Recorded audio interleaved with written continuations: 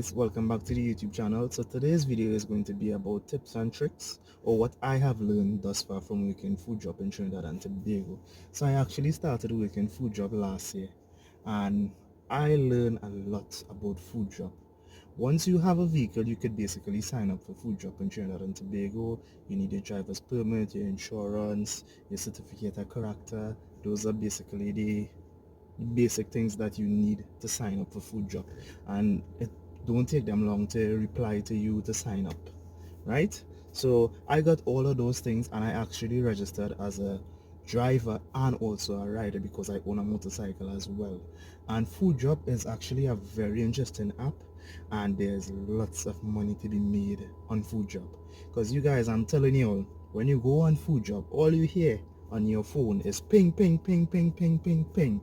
You have about 10 seconds to accept the order, so you just getting notifications: TGI Friday, Subway, this one, that one, roti shop, this, that, and you have 10 seconds to accept it. But I don't want you just accept the first notification that you get to know. I'm going to show you the breakdown how to be successful at food job.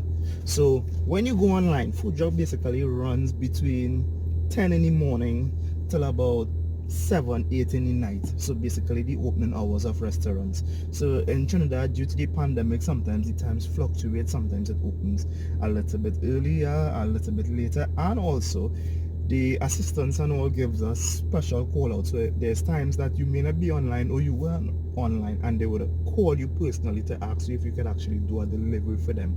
So it's one of those apps that is booming, that's always ringing off, that there's money to be made.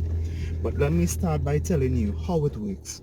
So you basically log into your app, and someone orders food, and the notification comes up to you as the driver, and you have basically 10 seconds to read through all that pops up and select whether you accept or deny the ride. So what I normally tell people to do is look at the kilometers away. So for example, I am parked up in Trin City. I just got a request for pizza to be delivered from Port of Spain branch, which is about 20 kilometers away, to Chagonas. So for starters, the pickup location is very far to go Port of Spain, right? But then when I pick up the pizza in Port of Spain, I have to drop at Chagonas, so the ride is very far. Versus me park up by Trin City now and get a request for Pizza Hut, Trin City, and I have to drop at Five Rivers. So the pickup location is very close, and the drop off location is a little closer as well. So which one out of these two jobs are you going to take? The time is 2 o'clock. Which one of the two jobs are you going to take, right? If you are fighting behind this answer, then yeah, most people who jump into food job and start working it, one time they're like, well, I will take the further one, I more money, this, that, the other. But no, food job is something that you have to put more thought into. For example, Port of Spain on a day with no traffic is like 20 minutes away. During the week with traffic, it could be as much as 40 minutes away. So that is one thing. Two, Chagonas is a good pull. So for you doing a delivery from Port of Spain to Chagonas side, you might make about $60 just delivering that food, right? And I just using Pizza Hut as an example. We know that they have their own delivery service, right? So don't get too vexed with me for using Pizza Hut, but that is just something that we all could relate to, right? So those are the things you have to hit. Versus if you drop off from Trin City to Aruka side, probably you might make like a $35, right? Because of the distance, it's close, and the timing, it might take like a little 20 minutes to drop off, so you might make about a little $30 with that. But versus being on the road for an hour to an hour and 20 minutes to deliver it, versus being on the road for half an hour to make $30. So that is one of the things you have to weigh in, right? So always remember that when requests is coming to you, you must always look at the kilometers away, right? That is number one point. You don't want to take any jobs that is really more than 5 kilometers away, unless your plan is to be in that area that they're sending you to pick up the food, right? Remember that. Remember that, right? Number two, the second thing you have to remember when you're doing is that you need to look at the time that the food needs to be picked up by, right? So for example, you might get a request, it's 12 o'clock lunchtime, you get a request to pick up something by TGI Friday at 12:30, steak, this, that, the other. You could actually go in and you could really listen to see what you're picking up for the person, right? So when you accept it, they will show you, hey, well, this is a big order, so you have to make sure, hey, when you go, they have 4 drinks. They can only give me 2. Hey, excuse me, I saw the person order has 4 drinks, because you don't want when you delivering the food now that they let you know, well, this missing, that missing. So always double check what you're supposed to collect, right? So remember that, always double check what you're supposed to collect. But back to that tip, you guys, the time, because one of the things I could tell you all about doing deliveries for restaurants, sometimes I will be on the road, get a request at 12, accept it, drive to the restaurant, reach by the restaurant at 12:20, the order is not ready by 12:30, and sometimes I'm by the restaurant 12:45, still I will not be leaving the restaurant until about minutes to 1, and then I drop off the person food about 1:30. So basically I am on that one assignment for basically an hour and a half, and depending on the location, how far it is the amount of money that I make. So you always want to accept jobs that is, 1, close to your pickup location, 2, screen your restaurants, know that who makes the orders for you late, who have the orders for you on time, and those type of things. Like for example, Subway, if you have an order to pick up at Subway at 12:30, you could reach Subway 12:15, and as you tell them food job, they will start processing that order one time.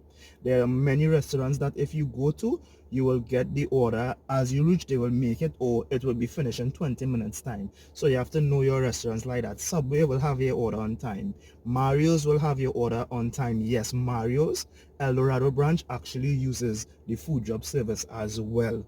So I'm telling you, one of the places I had to wait for the longest while was a restaurant by the airport.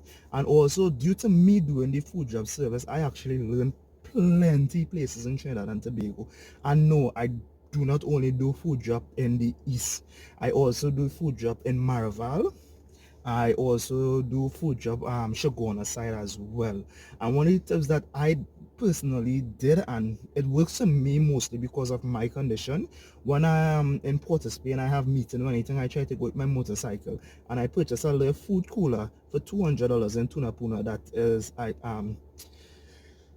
you all know what have the warmers and thing inside to keep your food warm. So I have a big cooler like that. Anytime I'm doing food job, I use that with my motorcycle, and I even had some compartments to hold drinks inside to keep people food warm.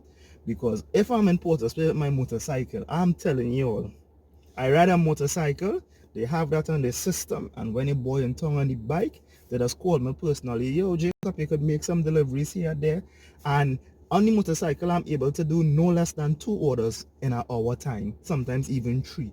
So that is one of the benefits. I've been picking up orders on the motorbike from Subway, from the roti shop, and other places in Port of Spain, and delivering it, and I don't have to worry about the traffic and those type of things. So days when I am in Port of Spain doing food job with the motorcycle, I was able to make about $200 in basically 2.5 to 3.5 hours. So that is one of the beauties of doing the food job on my motorcycle. I know that if I was in my car and I had to go through traffic, it would have been a little bit longer. So if you're one of the persons who own a motorcycle and you're contemplating doing food job with a motorcycle, I will tell you, I actually prefer doing it on my motorcycle than the car. When I do it with the car, I will mix it up with rideshare and those type of things. I will log on, and where again a nice order from, I will do it from. But those are the most important tips. Which part you're picking up from, you're dropping off, and the time to meet in the restaurant, because sometimes you may go out there and, as I said, you will only get one job and it will be spread out between the hour 1.5 mark. And something that they will tell you this when you sign up is you could only do one job at a time. So when you accept that job, you have to wait until that job is delivered. And how do you get paid? Okay, the clock actually starts running when you actually receive the item. So you have to click accept job, then you have to put that, hey, I just arrived at the location, and then you have to tick again that I just collected the meal from the location. And when you click accept the meal is when the meter start running and you're paid for the kilometers or how far it is away. Like you're hiring a, well, not you, they are hiring a rideshare driver to deliver the food. So that's when your clock is actually running. So that is what I tell you, your first half an hour, your first 45 minutes, you will not actually be making money off a food job. So you have to be mindful where you're picking up orders from. So that's how it works. The lowest I have ever been paid for delivery is $17. Reason why? The basic fare starts at $25, right? $25 is the basic fare, I believe, every delivery starts at, and they take a percentage of it. So once I go out more than 2 kilometers, then it starts going up, and they take about 25% they take, right? And they'll always be there will always be a receipt on your app showing you how much was the order, how much was their percentage, and how much is your take home. So you don't actually have to worry about that. So at the end of the day, you could see your daily tally, how much you made for the day. But to be successful at the food drop, you also have to check your notifications, because they will also be notifying you complete 5 jobs on this day and earn $100 extra. So there are incentives, even though you know where, boy, you go have traffic, you go have this, you go have that. Food drop is an app that is well known for giving people incentives to come out and work today. There's a lunchtime special. Complete this amount of orders between the hours of 10 and 1 and you get a bonus. So yeah, food drop makes the drivers happy. They have incentives for the Christmas period as well. They pay you early every Tuesday, Wednesday. Could expect a deposit to your account. So no, you do not get paid in cash. They actually wire the money to your account every Tuesday, every Wednesday, right? So whoever you do your banking with, you will get it directly deposited to your account. So that means if you want to show someone, the bank, that you have a second mean of income, they will see that, hey, you're employed with food drop and you have a salary coming through the bank. So food drop is actually an app that I could recommend people doing in Trinidad and Tobago. There's money to be made with food drop, and as I said, you just have to find out the game changer. I have a friend named Rachel. Shout out to Rachel.